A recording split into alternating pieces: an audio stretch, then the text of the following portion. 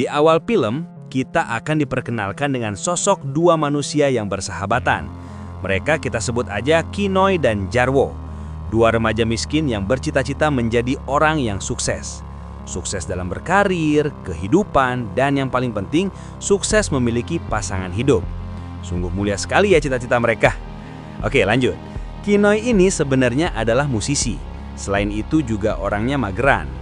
Di sana ia tinggal di sebuah kos-kosan murah yang mana kos-kosan itu ditinggali oleh banyak musisi yang masih merintis karir untuk menjadi sukses, yang masih ngamen di jalanan maupun di kafe-kafe. Dan selain itu, Kinoy kuliah di perguruan tinggi yang tidak ternama. Ia sendiri pun bingung ke depannya ia mau menjadi apa.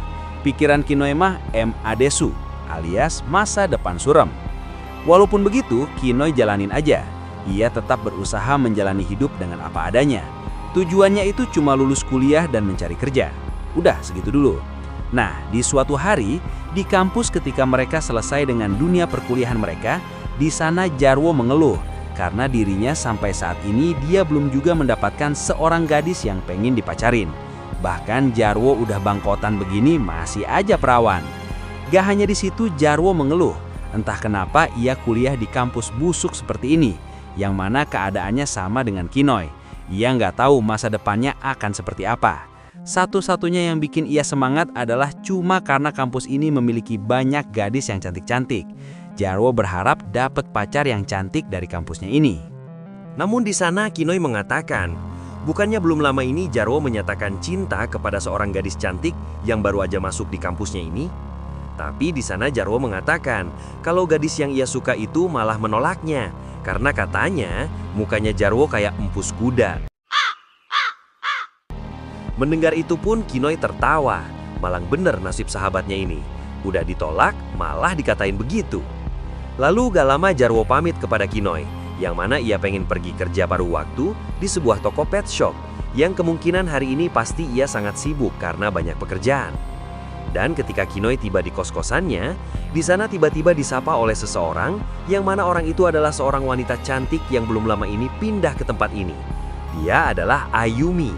Aduh, cantik banget, Bor. Mbak Ayumi ini pun memperkenalkan diri kepada Kinoy. Dan gak hanya itu, Ayumi memberikan sebuah tas tote bag yang berisi oleh-oleh. Ada bakpia patok, lumpia, cireng, dan rengginang. Karena belum lama ini Ayumi habis liburan ke Jogja. Dan pemberiannya itu sebagai tanda untuk salam perkenalan mereka. Melihat itu pun, Kinoy hanya mengiyakan saja dan gak menyangka kos-kosannya ini ada penghuni baru yang seorang wanita cantik. Dan mulai saat itu, kehidupannya Kinoy pun berubah dengan drastis ketika bertemu dengan Ayumi. Kehidupannya yang terasa kosong pun menjadi indah. Indahnya seperti apa? Begini ceritanya. Tapi sebelum kita lanjut, subscribe dulu dong. Parah nih kalau kagak. Biar saya rajin upload video baru untuk menghibur kalian. Oke, kita lanjut. Lalu di esok harinya, Kinoy yang habis pulang dari kampus, di sana ia mendapati Ayumi yang sedang kesusahan mengikat beberapa kerdus.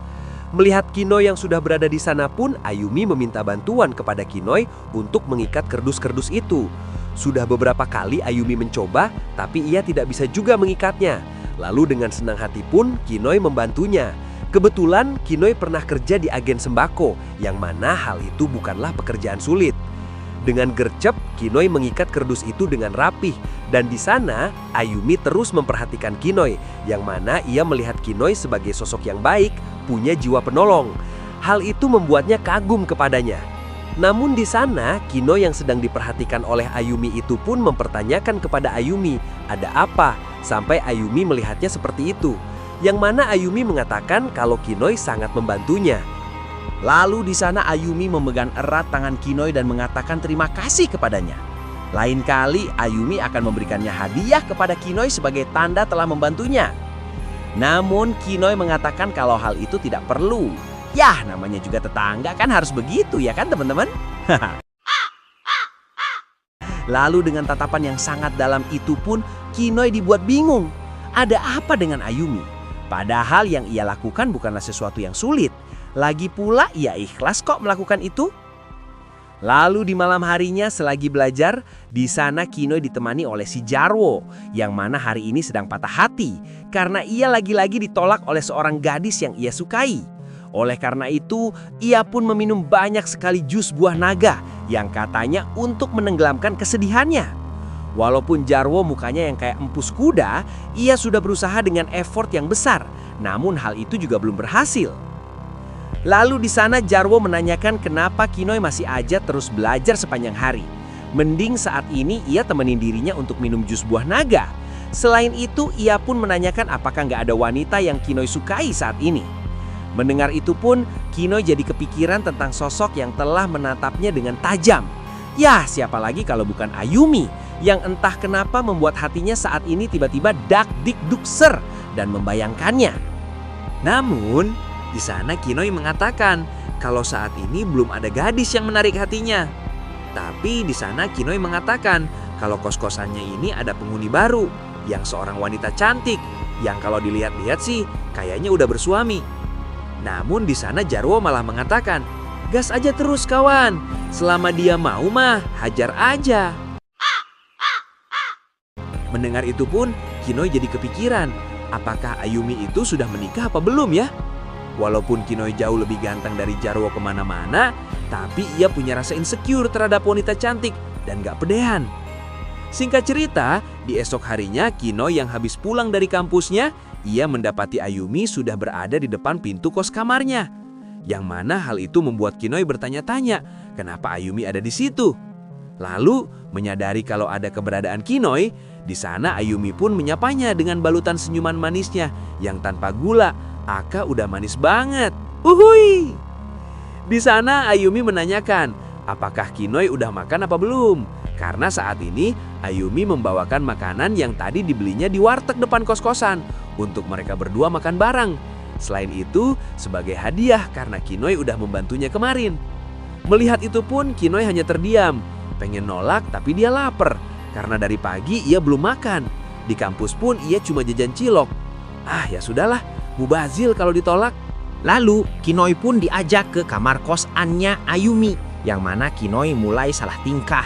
Keringat dingin dan dengkulnya pun gemeteran. Karena sebagai seorang cowok, ia belum pernah sama sekali mendekati seorang gadis manapun. Sekali dekat, malah yang umurnya di atas usianya. Udah gitu cantik lagi.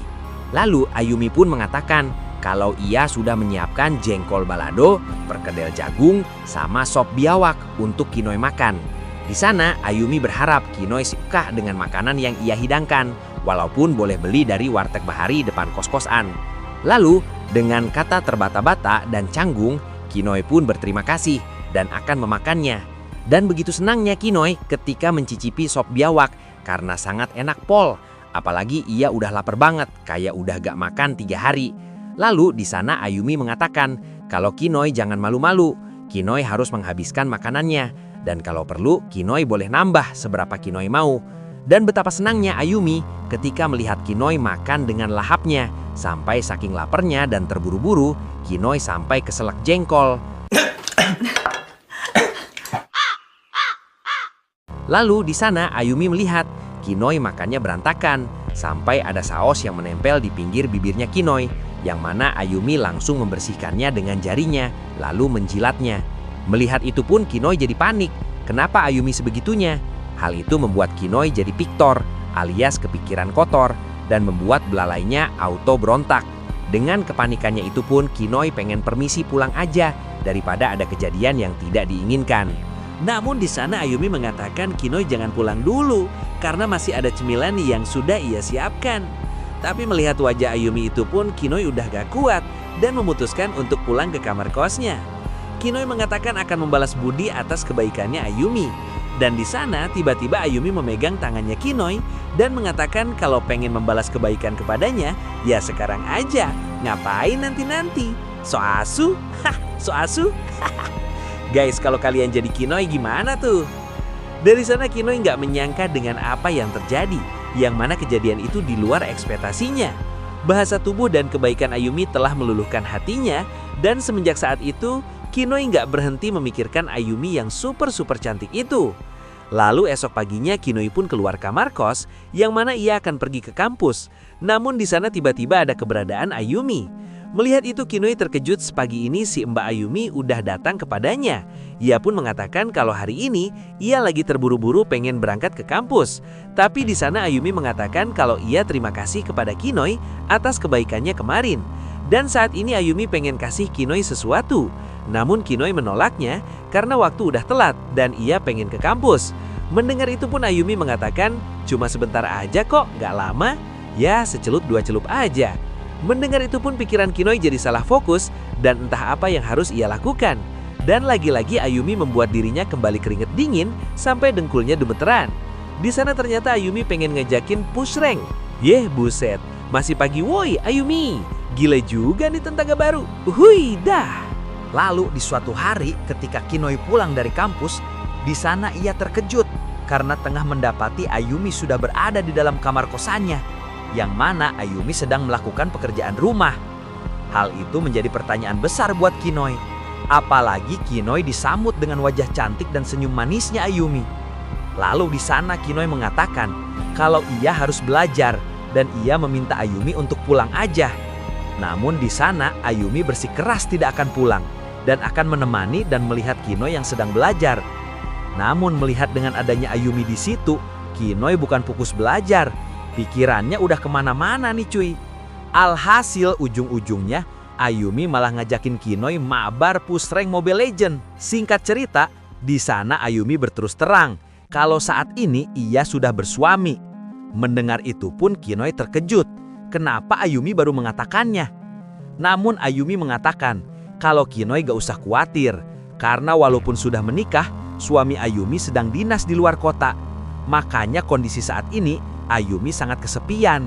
Gak ada orang yang ngajakin main Mobile Legends. Beruntung ada Kinoi yang menemaninya. Dan semenjak saat itu, mereka berdua pun semakin dekat satu sama lain. Kinoi terus memikirkan Ayumi dan begitu juga sebaliknya. Setiap hari mereka selalu push rank dan Kinoi jadi lupa diri. Lupa akan kuliahnya yang sudah berhari-hari ia tinggalkan. Gimana Kinoi pengen berangkat kuliah? Asal pengen pergi kuliah, celananya selalu dipelorotin. Sampai-sampai belalainya Kinoi nangis jerit minta udahan, tapi malah digas terus sama Ayumi. Kinoi yang tadinya bocah culun, malah keasikan diajakin push rank sama Ayumi, sampai berbulan-bulan. Singkat cerita lagi, setelah itu tiba-tiba ada yang berubah. Yang mana Jarwo yang udah lama gak ketemu sama Kinoi pun akhirnya datang ke kamar kosnya Kinoi. Jarwo terlihat bingung ketika melihat Kinoi yang udah kusut banget dan mempertanyakan sahabatnya itu kenapa. Jarwo mengatakan kalau Kinoi udah berbulan-bulan gak masuk kelas dan menghilang begitu aja. Bahkan ia mengatakan kalau Kinoi akan mengulang kuliahnya kembali. Mendengar itu pun Kinoi terkejut dengan apa yang dikatakan si Jarwo ini. Ia tidak sadar kalau ia sudah berbulan-bulan tidak masuk kelas dan menanyakan kembali kepada Jarwo, apakah benar yang dikatakannya itu? Jarwo malah kebingungan melihat Kinoi. Ini temen gua kenapa sih jadi begini amat? Lalu gak lama kemudian datanglah si Ayumi, yang mana Jarwo kembali terkejut ketika ada seorang wanita cantik main masuk aja ke kamar kosnya Kinoi. Melihat itu pun Jarwo jadi gak enak hati dan memutuskan untuk cabut dari sana. Dalam hatinya si Jarwo, wah gile juga nih si kampret dapat cewek gurih yang modelannya begini. Sugoi lu Kinoi. Lalu selepas Jarwo pergi, di sana Ayumi menanyakan kondisi Kinoi, yang mana Kinoi langsung kayak orang kesurupan setelah mendengar kalau ia akan mengulang kuliahnya karena hal itu akan semakin lama lagi Kinoi lulus. Ia baru sadar bahwa selama ini ada yang tidak benar dan ia harus kuliah. Mendengar itu pun Ayumi jadi gak enak hati kepada Kinoi. Hanya gara-gara dirinya Kinoi jadi begitu. Ayumi pun langsung minta maaf kepada Kinoi yang telah mengacaukan hidup dan masa depannya. Namun di sana Kinoi tidak mengubrisnya yang terus menyesali atas kelalaiannya. Melihat itu pun Ayumi yang masih merasa bersalah pun pergi dari sana.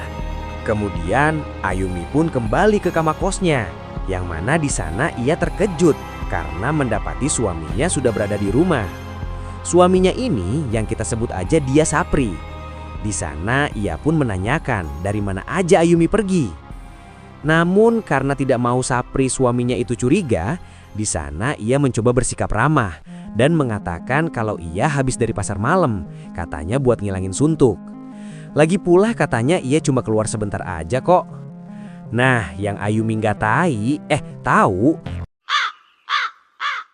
bahwa ternyata Sapri suaminya ini udah pulang 3 hari yang lalu. Dan ia tidak mendapati istrinya di rumah. Yang mana suaminya itu bingung, ini istrinya pergi kemana sampai nggak pulang-pulang. Padahal Ayumi belakangan ini sedang asik push rank sama si Kinoy sampai lupa pulang. Lalu dengan berbagai alasan Ayumi ngeles agar suaminya ini tidak curiga dan marah kepadanya. Namun alasan yang diberikan Ayumi itu semua tidak masuk akal.